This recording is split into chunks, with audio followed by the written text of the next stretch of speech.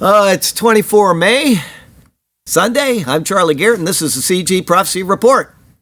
Trump speed, nuclear. That and a lot of other things to go over on today's report.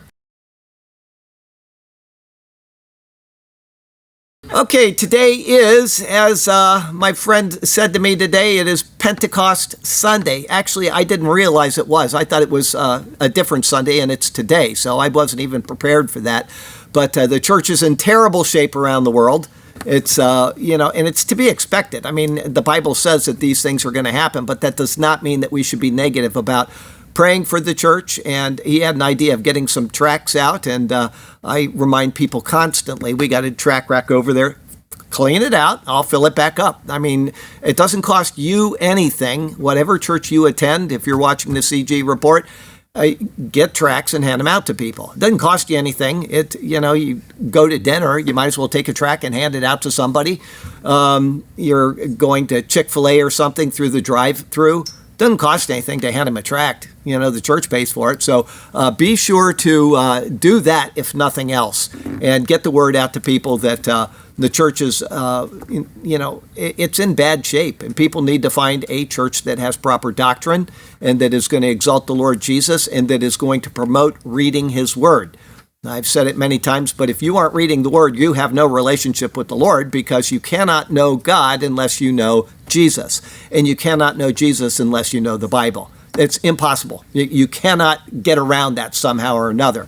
You may have heard of Jesus, you may know a little bit about him, but unless you know what the Bible says, you are not properly following him. Whatever your church is teaching you is what you're accepting, and that should not be the case. You should read the Bible and find out what the Bible says, and then see if your church matches what the Bible said, not the other way around. So please do that. Got some news from Israel here, from the Times of Israel. Civil aviation head says U.S. refuelers at Ben Gurion are crowding out civilian planes.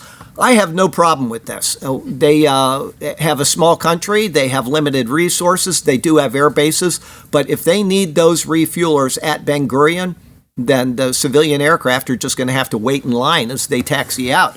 The significant presence of the U.S. military aircraft at Tel Aviv's Ben Gurion Airport is preventing a full return to normal commercial flight operations at Israel's main international gateway, while also driving up operational costs for local airlines. Expenses that aviation and industry officials warn will ultimately be passed on to travelers.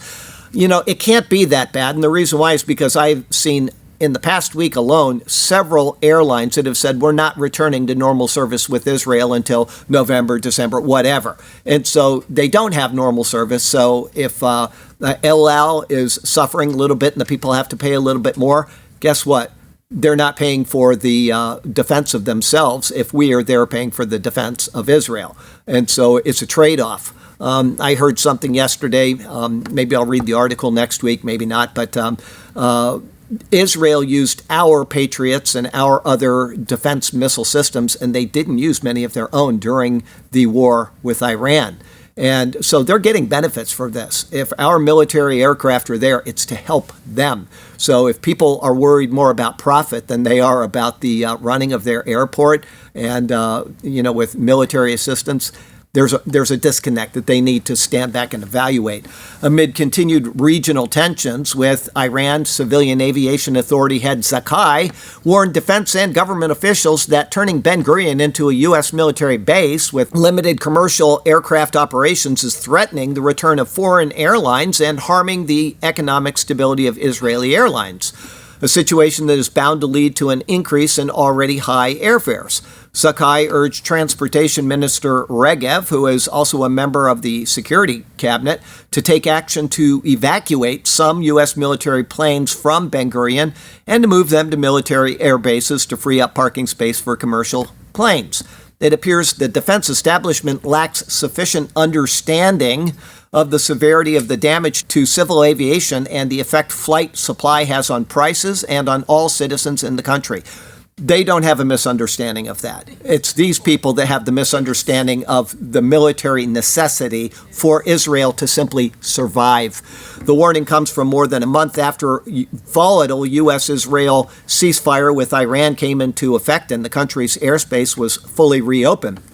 While Israeli airlines have been working to speed up the resumption of flight operations, most European airlines have continued their suppression of all flight services to and from Israel into May, and U.S. carriers have pushed back their return as far as September. As I said, I read an article that went like to November. They decide they're just not going to go back, and it has nothing to do with this military situation. It has to do with the situation that is going on between Iran and the rest of the world. And they just don't want to start flying back in and then find out that they have to fly everybody back out. They don't want to do that. The delay in the return of foreign airlines is already reducing the supply of available flights and pushing up ticket prices in the run-up to the peak summer season. At least 14 U.S. refuelers have been deployed at Ben Gurion. In addition, another fleet of American refuelers and cargo planes is parked at Ovda Air Base in southern Israel. Since the ceasefire announcement in early April and the reopening of Ben Gurion to normal civilian aircraft, local airlines El Al, Arkia, and Israel have not been able to bring back their entire fleet to the airport because of parking congestion caused by the presence of U.S. refueling tankers. I would suggest that having refueling tankers that have to be in the air so that fighters can get to and back from where they are going is way more important than people taking a vacation in Spain or wherever they want to go, or people flying into Israel. Until this is resolved, the main thing is Israel's safety. And I think Netanyahu understands this, and he couldn't care what these people think. But anyway, Times of Israel, Israeli tech company aiming to cool the earth with masses of tiny particles. Every time I hear something like this, I have to wonder what is going on in the brain of that person. And in this case, it happens to be an Israeli, which totally surprises me. Usually they're at least thinking properly, but not in this case. God has ordained that this world function in a certain way. And when you start tinkering with that, apart from what he has allowed us to do, like, subdue the earth and, all that kind of stuff. But when you start subduing the atmosphere, that's a problem. It's like God doesn't know what he's doing. Stardust Solutions wants to combat global warming. And here we have, this comes out the same week that the UN admits that global warming is completely wrong. And Trump has just been he's been abusing the UN. I don't know if you've seen his tweets and posts this past week, but he's just torn them apart.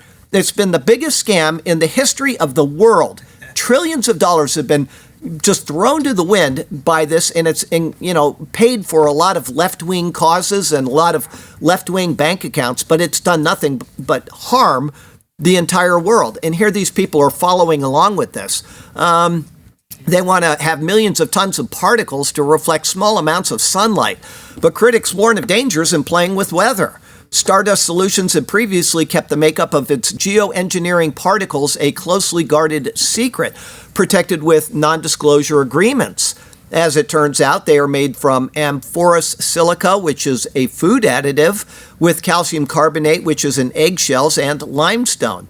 The company, which is led by former figures from Israel's nuclear program, began publishing research papers on its product. The idea is to disperse the particles at high altitude where they would reflect sunlight cooling down the Earth. This is a very powerful tool that will be used for testing very soon. And we want policymakers to start thinking seriously. What will it take in practice? So far, the company has only tested the particles in the laboratory and says it would not test them outdoors unless it were in a partnership with a government to lay down the rules and limits of the test, according to the report. The company has two types of particles it is working on. The first could reflect up to 1% of the sunlight, while the second, still in the testing phase, could reflect more than that. Stardust executives estimate that starting project would begin cooling the atmosphere. It would cost about $10 billion. It would require some 10 million tons of particles dispersed over several years, aiming to cool the atmosphere by 1.5 degrees Celsius. Says the particles are biodegradable, not harmful to people or animals, and would not build up in the soil or the oceans. Like they've got all of those contingencies figured out. But if you go online and there are several people that have done videos on the worst year in the history of the world. And it was, it was several hundred years ago, and it was cold that entire year. Crops couldn't be grown. People died by the trillions. And I know there aren't trillions of people, so I'm an exaggerator. But when you start having cold instead of warm, you're going to have really negative effects. And when you do something like this and you don't know what it's actually going to do, that's not at all smart. So I would suggest that people would just not pay attention to that. We know that people want to tinker with the environment in every way possible, but that's not a smart thing to do.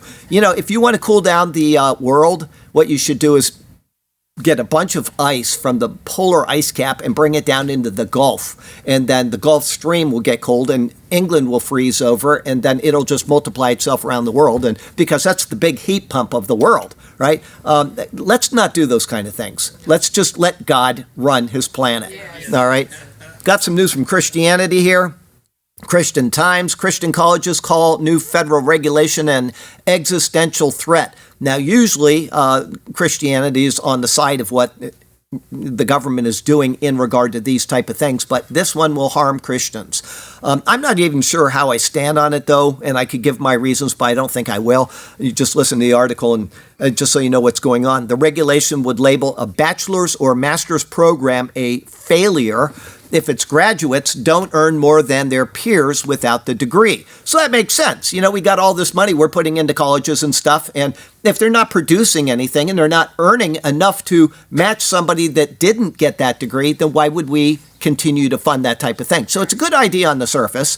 Students in these failing programs would be ineligible for federal financial aid. The new rule portends a problem in particular for seminaries, theological schools, and Bible colleges at the time when clergy are aging and sometimes in short supply. By the government's own estimate, 53% of bachelor's degrees for religion and religious studies would be considered failing under this new metric. Those programs, which would not qualify for federal loans, are projected to have the highest failure rate of any undergraduate program. The idea is that you're a preacher, you're not making as much as the people outside, and so you're a failure and you can't qualify for the loans. I've never had a problem with that. I have maintained, since I became a preacher, I started with 5 part-time jobs, and I've whittled it down a little bit over the years, but I still have part-time jobs that I do 6 days a week, every single day except Sunday. And that's because I believe in what I do, and I think it's important that I continue to not be a burden on other people. So, if you're out there to get rich in the ministry, you've got the wrong idea. Anyway, I'm not saying that people in the ministry don't get rich. You get people like Kenneth Copeland who are worth $80 million. And he wants his congregation to pay for a third or a fourth jet plane, right? That's crazy. But if you are serving the Lord, you should be serving the Lord regardless of what your income is. That's and I don't begrudge people getting pay from a church. That's not what I'm talking about there. I'm just talking about your heart for the Lord has to be first. But as far as this, maybe they can get an exception, an exemption from the law. I don't know. Just let you know this is out there so you can talk to your pastor if what he thinks about it. Those programs which would not qualify for federal loans are projected to have the highest failure rate of any undergraduate program. For master's degrees, the outlook is especially bleak. The government estimates that 89% of religion or religious study degrees would be considered failing. It's an existential threat to the future of religious higher education in the U.S. I don't think that's an overstatement. The Council for Christian Colleges and Universities, representing 170 schools, and the Association of Theological Schools, representing 270 graduate theology schools, are voicing serious concerns about the regulation. One graduate with low earnings could drag down the whole program. It seems to disproportionately impact programs in religious institutions, as well as majors like theater, dance, and music. This reality, as well as the mathematical calculations underscoring the requirement, suggests that smaller programs and programs designed to foster faith-based engagement need different measurement metrics. In some cases, we've got seminaries and Bible colleges out there that are absolutely, totally apostate from the Bible. And so I don't know how you fit all this together. You got good seminaries, you got people that want to graduate, they want to preach or do whatever, and then you got the bad ones, and I don't know how you can take side one way or another. You can't do it. So I don't know what the answer to that is, but if people really want to get an education, when I got my degree from Southern Evangelical Seminary, I paid for it myself. And I did it online, and I had to go up there several times because they want to know their students and whatever. But that wasn't something, I kept my jobs, I kept working, and I did that. And I don't know what the answer is. I'm just letting you know so that you can think about that and maybe find some resolution for your own church when they want to send somebody to seminary, whatever. Zero Hedge. Ireland convicts 78-year-old preacher for preaching near abortion clinic. This is a Jonathan Turley article here. And this did make some of the news, none of the liberal news, but it did make some news. So you may have heard this, but if not, it's well worth hearing what is going on over there. Clive Johnson has been convicted and can no longer menace the public. Johnson, 78, is a retired pastor who committed the heinous offense of preaching near the Causeway Hospital in Coleraine. That was considered within the safe access zone under Northern Ireland's Abortion Services Act. The act prohibits influencing, preventing, or impeding access or causing harassment, alarm, or distress to a protected person within 100 meters of facilities where abortions are performed. So Johnson was found guilty of influencing inside the protected zone and fined £450, which is about $614. The language of the law is absurdly vague and abusively broad.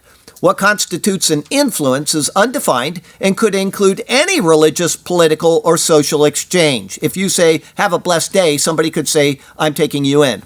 Would it include encouragements to have abortions? It is equally perverse to treat praying or preaching the same as blocking or impeding access to a clinic. Finally, a hospital engages in a wide array of activities that raise religious or political issues that can be the subject of free speech. We previously saw several cases in the UK where people were arrested for silently praying near abortion clinics. For its part, Ireland has been a leader in censorship and the criminalization of speech. As the leader of the Irish Green Party proclaimed, we are restricting freedom for the public good. By the way, his offense was reading John 3:16. Including, for God so loved the world that he gave his one and only Son, that whoever believes him shall not perish but have eternal life. What could perish in Ireland and the UK is free expression as speech regulators target bad influences under time, place, and manner laws. You got to wonder, it's just an agenda to get rid of Christianity. Nobody, as he said sarcastically, nobody's going to say, well, would you like to kill your baby here? That would be totally free speech, even though it's influencing the area. They would never prosecute somebody for that. So it's just a double standard. They want to get rid of Christianity. That's where we are in the world. Got some news from the Mideast and Africa today.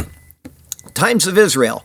Russia said to be sending Iran drone parts via Caspian Sea and bypassing the Hormuz blockade.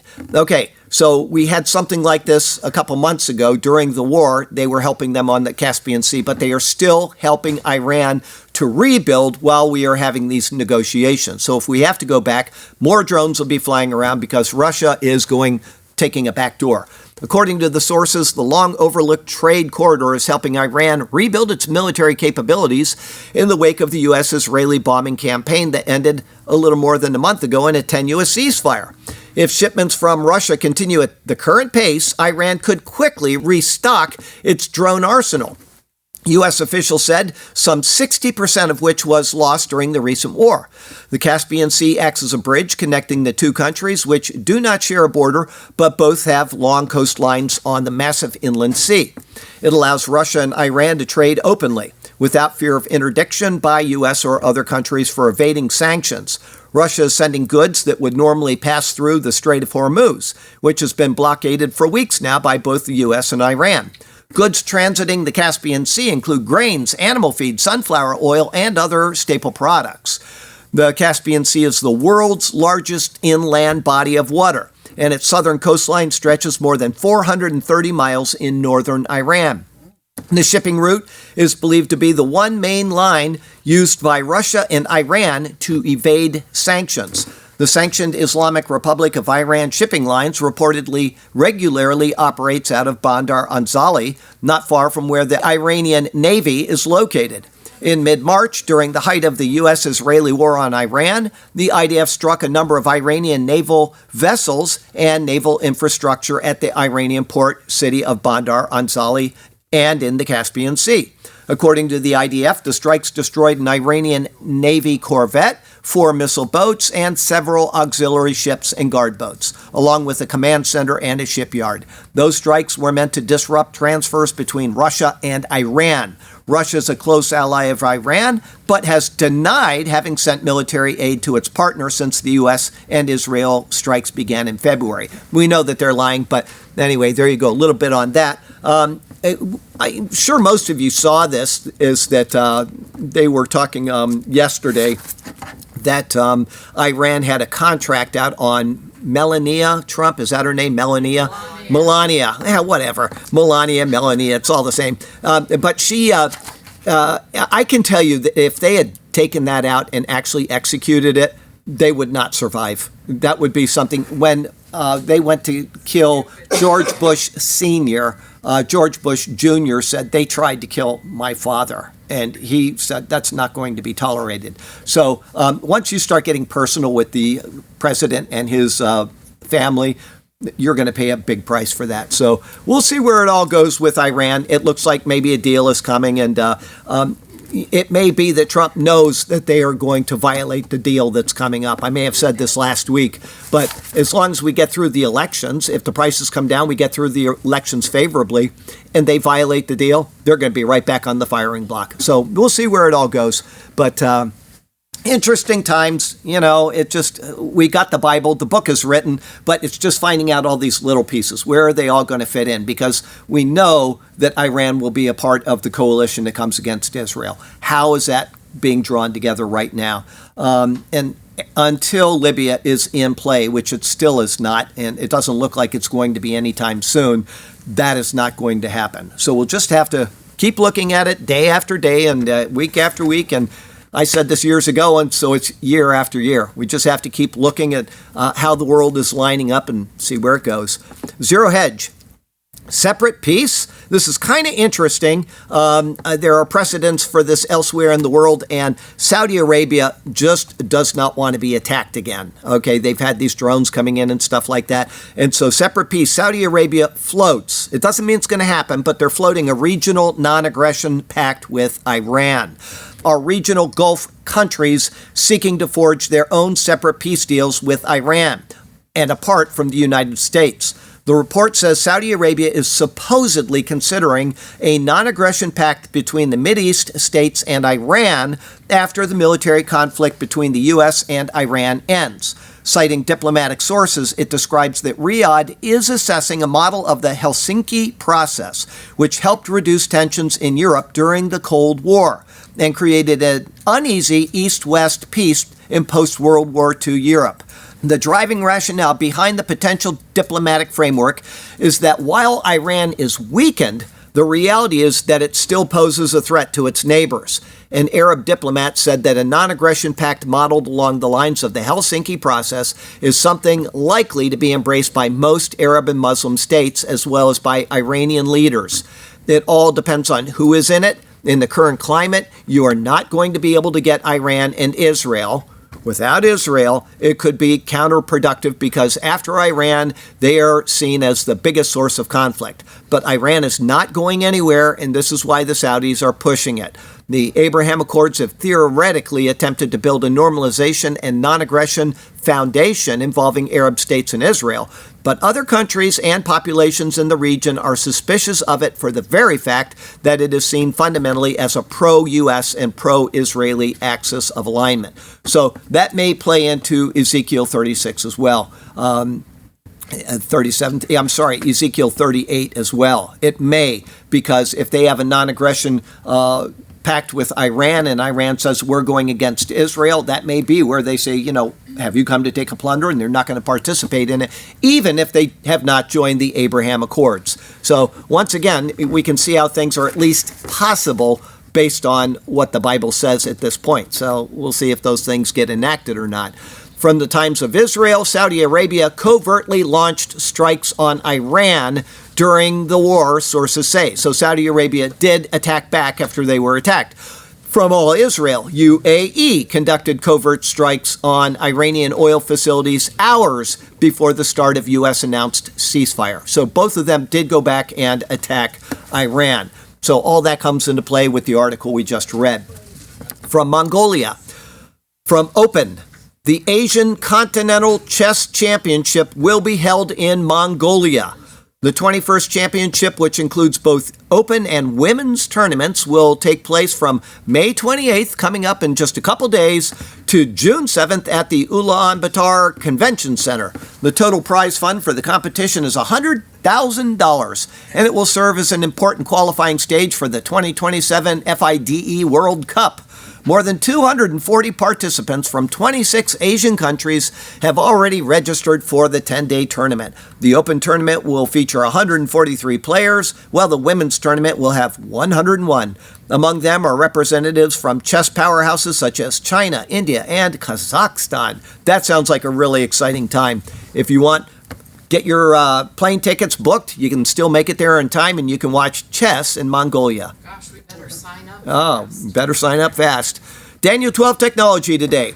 Now, when I read this, it's just kind of interesting, but when I read it, think of the most diabolical looking wolf you've ever seen in your life. I mean, I'm talking glowing eyes and teeth and hair. Just think of that. This thing looks absolutely diabolical. From Yahoo.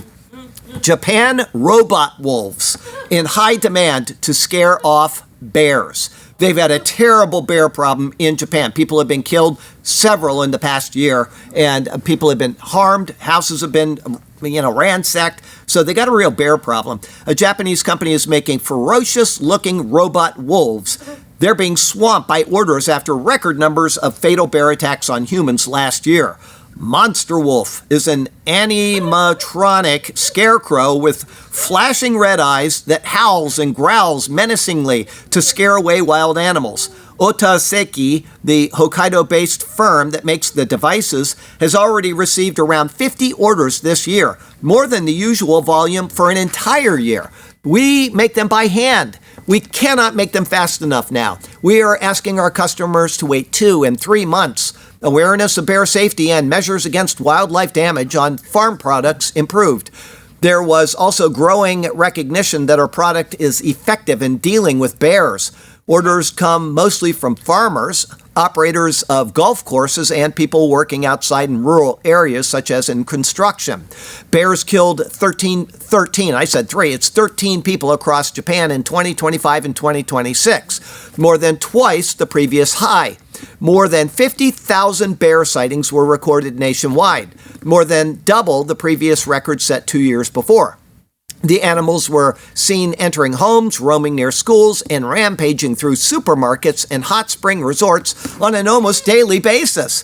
The number of bears captured and then culled nearly tripled from a year earlier to 14,601, also marking an all-time high. Monster Wolf features artificial fur draped over an assembled pipe frame attached to speakers, topped with a menacing open-mouth face. For prices starting around $4,000 or higher, the system comes with a battery, solar panels, sensors, speakers, and other apparatus. It broadcasts more than 50 kinds of recorded sounds, including human voices and electronic noises audible up to a kilometer away. The device turns its head from side to side, flashes red LED eyes, while its tail is equipped with blue LEDs. So there you go. That's like the most interesting article I've read all week. Can you hunt in Japan? They do. In Malaysia, nobody's allowed to have a gun, but there are people that are designated. They are given guns, and they go and they shoot all the crows because they harm the local aviaries and stuff. So when I was there, we had a guy outside shooting his gun, and that's the only time I ever heard a gun, except when the cops were shooting Indonesians in Malaysia, which is rather common, by the way. But I'll tell you a story because we're here, and this will only take a second. I lived in Jalan SS2 in Malaysia. It's in Petaling Jaya. Okay, and when I was there was a police station not far from me, and then just a little farther away there was a 7-Eleven. And there was a bus of 10 Indonesians that pulled up to the 7-Eleven, 10 of them.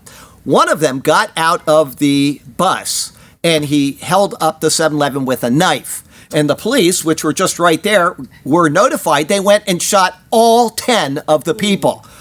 9 of them sitting in the truck, they just shot him, and then they shot the guy with the knife. They want no crime in that country, and it was amazing to see this. In America, you get, arrested for shooting a guy more than once if he's down, right? There, they just shot all 10 of them, and we're done with the problem. So don't commit crime. They have. In Malaysia, and you know this because you lived over there, when you go in, you have your passport and you give it to them and they stamp it with a big red box and it says, trafficking of drugs carries the death penalty. And that is it.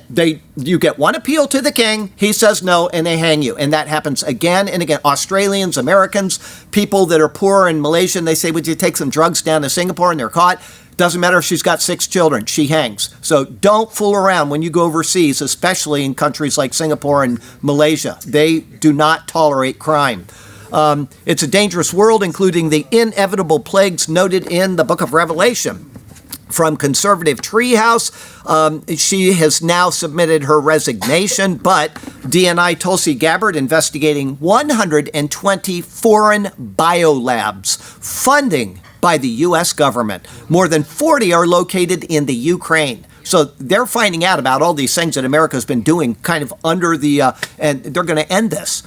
They were funded by U.S. taxpayer dollars for decades as a part of an effort to end potentially risky experiments with viruses pursuant to President Trump's EO on the so-called gain-of-function research. Her team is going to identify where these labs are, what pathogens they contain, and what research is being conducted to end dangerous gain-of-function research that threatens the health and well-being of the American people and the world. The COVID-19 pandemic revealed the catastrophic global impact research on dangerous pathogens in biolabs can have. Yet despite these obvious dangers, politicians, so-called health professionals like Dr. Fauci, and entities within the Biden admin's national security team lied to the American people about the existence of these U.S.-funded and supported biolabs and threatened those who attempted to expose the truth. Under new guidance from Gabbard, the U.S. intelligence community will review research at all U.S.-funded biolabs, which will include facilities engaged in gain-of-function experiments that could increase the transmissibility of viruses, as well as work for defensive purposes against dangerous pathogens. She is stepping down. I'm sorry her husband is dying of cancer, but they will continue this because Trump is not going to tolerate this. From Reuters, U.S. FDA issues recall of Boston Scientific heart devices. There have been 4 deaths already. So if you have a Boston Scientific heart device in this church, better go get checked out. Mail Online. Cancer-linked toxins are found in America's favorite strawberry brand, consumer group claims. It's Driscoll's Strawberries. This morning I went to Publix and I got strawberries. And guess what? They're Driscoll's. That's all they sell there. So if you want strawberries, you got to take your chance with them, okay? Don't worry if you don't eat them. I've got plenty of poor people down to... I'm kidding. We go down to help them, not to harm them. So, and we go every single Saturday. Been doing it for 21 years now. Never missed a Saturday in 21 years. Individually, we do. But as a group, we've never missed going down to assist the people in the projects. So I can speak from experience when we have an article about how the government has people in slavery, literal slavery. I know that. It is slavery. They tell them if you make this much money, you are out of the projects. But they can't make that much money, and so they're in the projects, and it's just bondage. They're people that are enslaved in the projects, and there's no way out for them. No way out. Zero morality today. Zero hedge. Ideological insanity has gotten way, way worse in the UK. Now listen to this and think of the brain pan of whoever decided this. A major exam board has now signed off on gender-neutral language in GCSE, French, Spanish, and German exams, despite the terms being completely alien to how those languages are actually spoken in their home countries. The move, buried in a new specifications for 2026 exams, hands students the green light to ditch standard masculine and feminine forms in favor of made-up inclusive pronouns, nouns, and adjectives in language they don't even speak and that doesn't have any of this in there. They just make stuff up during class and they get their A. Yes, they're letting students make up their own parts of foreign languages in exams. That would be like me translating the book of Genesis and just making up a bunch of things that Genesis doesn't say and reading it to you. That's exactly what it would be like. The post-millennial. California gave every state prisoner an iPad. They used them to watch porn, stalk and groom children. Under Newsom, California approved a $189 million contract. Almost $200 million frittered away. Zero Hedge, UCLA med school illegally using race in admission, says the DOJ. Breitbart, Trump ATF releases new 4473 draft. Gun buyers must choose biological sex, or you can't have a gun. Lunatics are no longer allowed to have guns in America.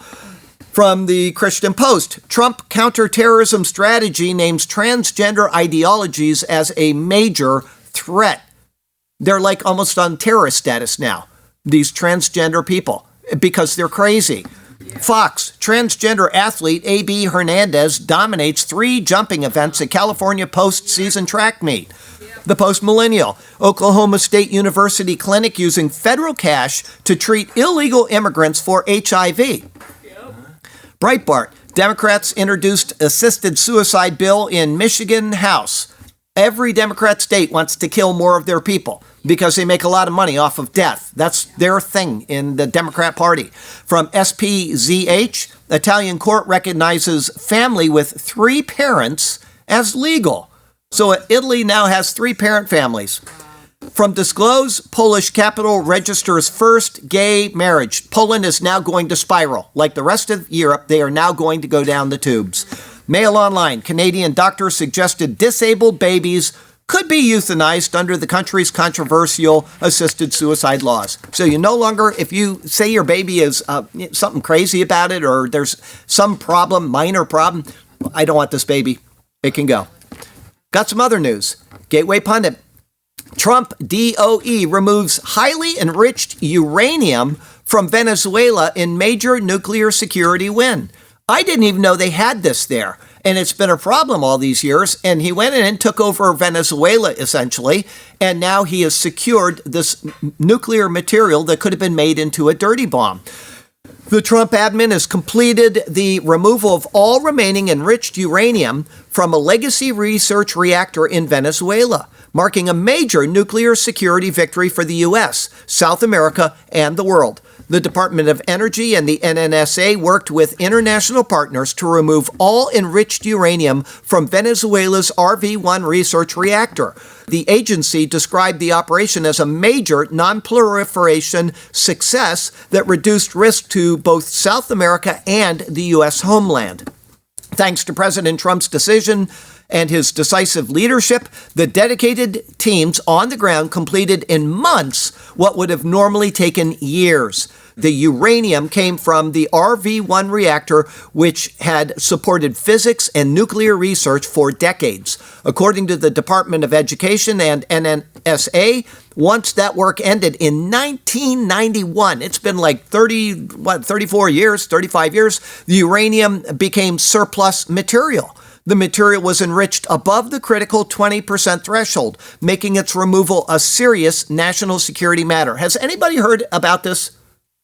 This only article I saw on this, and this is something is absolutely lethal. The operation moved quickly after Energy Secretary Chris Wright visited Venezuela in February.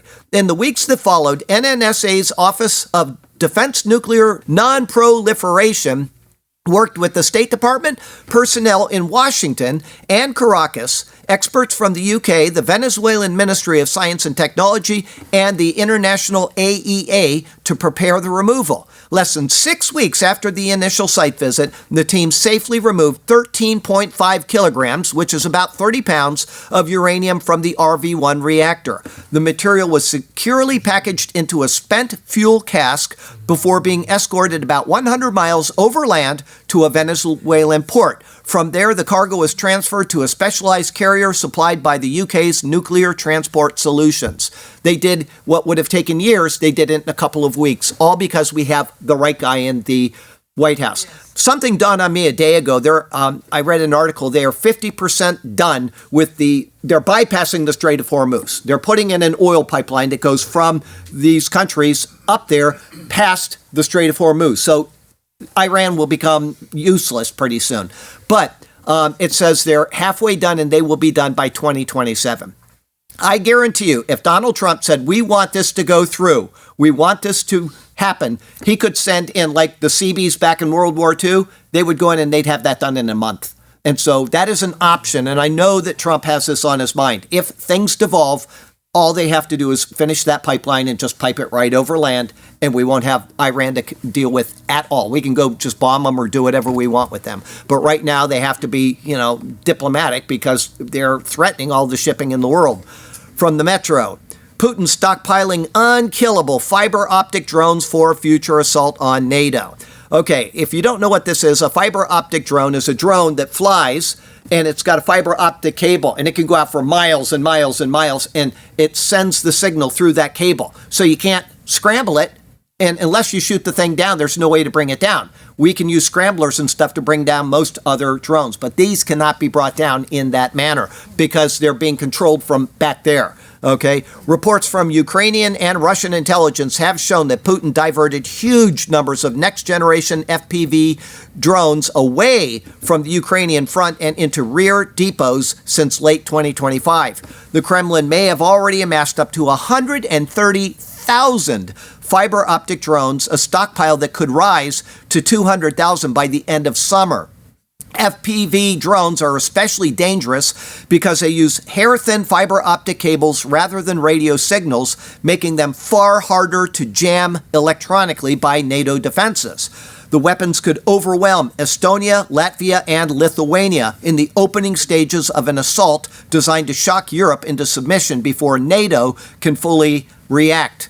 The Kremlin sees the Baltic states as uniquely vulnerable because although they possess advanced electronic warfare capabilities, they lack Ukraine's combat experience with mass drone warfare.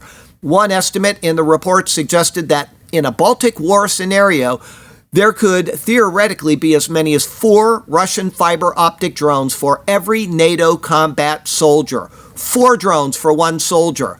Russian planners also allegedly see Europe as lacking the political will for a prolonged fight over the Baltics, especially while Trump is in the White House. In March, Volya said they had received confirmation from sources in the Russian Ministry of Defense that Putin's plan to invade the Baltic states has moved to the next stage. The Russian political leadership believes that European countries will be reluctant to fight a nuclear power, especially without direct support from the U.S., Volya's analyst says. So there you go with that. They have spots in the Ukraine that have had so many of these type of drones flown over them, and they've left these cables, these glass cables, they've left them hanging up. Some drones can't fly through the mesh of cables, and they end up blowing up because they can't see them because they're just little glass things. So war has weird ways about it, and that's one of the weird ways is these drones that are out there. Looks like a mesh when you walk under. It's just how many they have sent off. From Yahoo, U.S. intelligence gathering flights are surging off Cuba. Now, this has been going on for a couple weeks. I saw another article just after this one. Yesterday, was it? Whatever. Since February 4, the U.S. Navy and Air Force have conducted at least 25 such flights using manned aircraft and drones, most of them near the country's 2 biggest cities, Havana and Santiago de Cuba, and some coming within 40 miles of the coast. Most of the flights were by P-8A Poseidon Marine Patrol aircraft, which are designated for surveillance and reconnaissance, while some were by an RC-135V Rivet Joint, which specializes in signals intelligence gathering. Several MQ-4C Triton high-altitude reconnaissance drones have also been used. The flights are notable not only for their proximity to the coast, which puts them well within the range of gathering intelligence, but for the suddenness of their appearance. Prior to February, such publicly visible flights were exceedingly rare in this area. And for their timing, Trump's public utterances against Cuba hardened noticeably in the weeks before the surge, with the U.S. president reposting on Truth Social a comment by Fox News contributor Mark Thiessen that Trump would visit a free Havana before leaving office. Just a few days after that post, Trump ordered an oil blockade off the island. Fast forward to today, and Trump is imposing an expanded sanctions regime on Cuba and insisting it represents a threat to U.S. national security. So they're going to know everything about that if they go in and do whatever they're planning on doing, just like they did with Venezuela. I had a friend that was part of when they took over what was the place they went where our college students were in the Caribbean? Grenada. Thank you. I was going to say Trinidad, and I knew that wasn't right. But he said that they knew, because they had the keyhole satellites, they knew doors that were locked or doors that could not be unlocked, and so they would send troops to other areas to evacuate. They knew everything about Grenada before they went in. Well, they knew everything about Venezuela when they went in, and they will know everything about Cuba if they go in. From the Department of Transportation, Trump speed nuclear. Trump's Transportation Secretary Duffy launches small modular nuclear reactors initiative to drive down costs for U.S. shipping, enhance energy dominance. Now think of this. You got ships in the Navy that are nuclear powered, but they want to make that available to U.S. shipping companies. Nuclear reactors now running, so we're not using up fuel when we could be using nuclear power that goes for 25 years instead of tens of thousands of gallons of fuel every single day, right? As a first step, MARAD is calling on innovators and industry stakeholders to help develop an SMR model that revitalizes U.S. shipbuilding, cuts cost, and secures energy dominance. The RFI is seeking input from industry and innovators to advance efficiency, meaning deploying reliable, high-powered energy to allow commercial ships to travel farther and faster. Affordability, meaning small modular reactors that will largely eliminate fuel costs and reduce maintenance requirements. National security, reinforcing American supply chains and securing energy independence to bolster our national defense. Scalability, identifying streamlined deployment methods to integrate nuclear power across entire fleets and logistical networks. Shipbuilding and workforce, integrating SMNR production into U.S. shipyards to build strong, robust workforce pipelines and new credentialing standards. And finally, regulatory readiness, establishing a liability insurance and inspection framework to ensure seamless port access before construction begins. Under President Trump's leadership, the U.S. is reclaiming its rightful place as a global sea power. To secure this future for America's shipbuilding industry, we need to innovate by partnering with industry experts and outside-the-box thinkers to develop a strong SMR model. We will deliver a state-of-the-art energy source that cuts costs and bolsters national security, all at the speed of Trump. The SMR initiative advances President Donald J. Trump's executive orders on unleashing American energy and restoring America's maritime dominance. I don't think there is a night where he goes to bed and he doesn't have 18,000 different things just going on like this. He's the most incredible man that I have ever imagined to be the president of the U.S. And compared to the guy that was brain dead for the past 4 years, what a relief.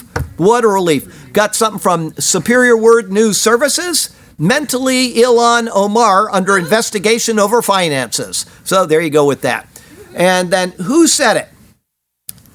Television won't last because people will soon get tired of staring at a plywood box every night.